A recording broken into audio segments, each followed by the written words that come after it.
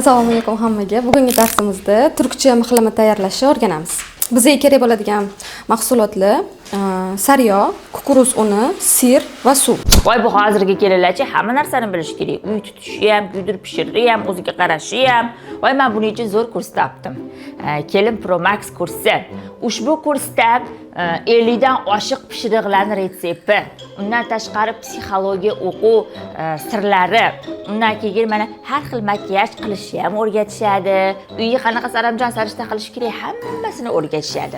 Albatta ushbu kursda o'qib o'z bilimlaringizni, o'z tajribalaringizni yanada ko'proq oshiring. Mabodo yana ham to'liqroq ma'lumot olmoqchi bo'lsanglar, mana shu izohlardagi havola orqali o'tib olsanglar bo'ladi qoqindo'la. Qattiqlar qursin. Birinchi sariyog'imizni solib eritib olamiz.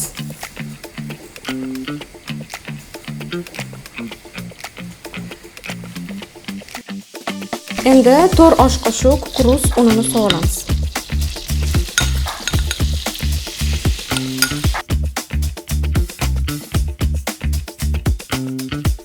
Buni yaxshilab aralashtirib olamiz. Rangi sal qizarguncha qovuramiz. Past olovda.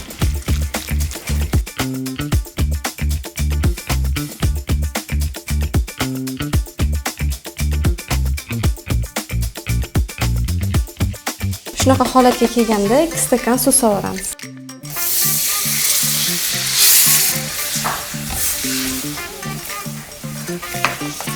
Yaxshilab aralashtirib qaynatib qo'yamiz.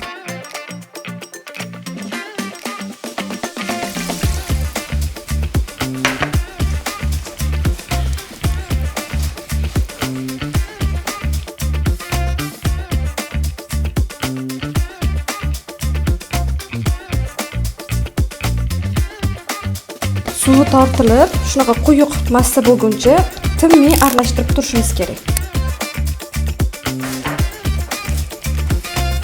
Endi bunga yaxshi eriydigan 200 gram sir solamiz va siri eriguncha yaxshilab aralashtiramiz. Buni zavtraqqa nonlar bilan yesanglar zo'r ketadi. Sirimiz shunaqa yaxshilab eriguncha tinmasdan aralashtirib turamiz.